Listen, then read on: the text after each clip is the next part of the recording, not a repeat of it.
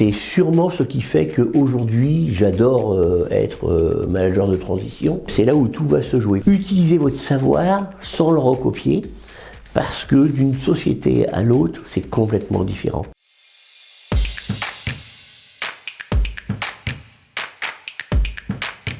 Dominique, je suis DRH depuis une trentaine d'années, en CDI, jusqu'à DRH de groupe. Depuis 5 ans, je suis manager de transition. Actuellement, je suis en intermission, mais autrement, j'ai fait la mise en place de SIRH, du PSE plusieurs fois, conduite de changement, de la construction d'équipes RH, avec de la cohésion, des problèmes de cohésion d'équipe, de même que de la cohésion de direction d'usine avec les IRP. Alors mes résultats jusqu'à présent ont été positifs. C'est sûrement ce qui fait qu'aujourd'hui j'adore être manager de transition. Par exemple, j'ai eu à fermer un site et j'ai réussi à reclasser l'ensemble des salariés, vendre le site, vendre les 50 machines, faire une cohésion d'équipe pour le transmettre au DRH CDI qui arrivait.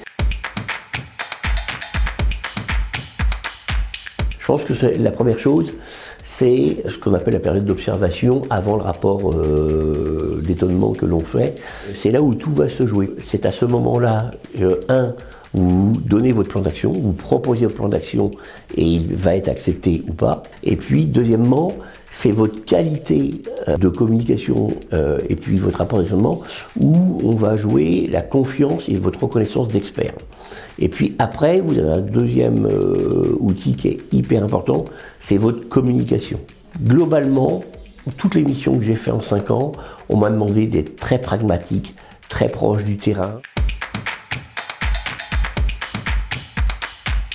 En 3 mots, ça va être court, sincère, proche, et puis un esprit de famille. On a l'impression qu'on est un membre Kiwi et on représente Kiwi, et c'est bien parce que ça nous donne la notion de faire attention à l'image qu'on présente. La raison d'être d'un manager de transition, c'est de faire quelque chose que l'entreprise n'est pas en capacité à cet instant de faire. Parce qu'elle n'a pas les moyens, parce qu'elle n'a pas les moyens peut-être humains, elle n'a pas la compétence en interne, parce qu'elle ne veut pas exposer quelqu'un. Notre raison d'être, c'est combler ce manque, ce trou, pendant une durée et de façon très très efficace.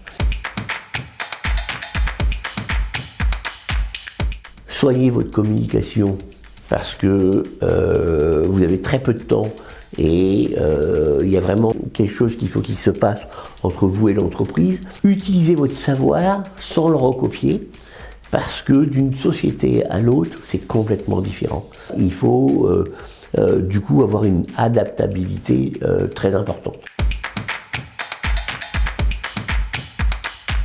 La liberté, cette impression de liberté, alors c'est tout à fait relatif à chacun, on est bien d'accord, chacun donne sa définition. Un deuxième avantage, c'est le changement, donc la découverte de milieux différents. Et un troisième, je dirais, c'est aimer le challenge. Ce stress, il est positif, il faut aimer. Donc voilà les 3 éléments, les 3 avantages. C'est vraiment, pour moi, l'accompagnement, la proximité et avoir l'impression d'être passé par une bonne entreprise, une bonne EMT, ça nous aide aussi à ce que l'entreprise ait l'impression que nous sommes bons. Et ça, c'est très important.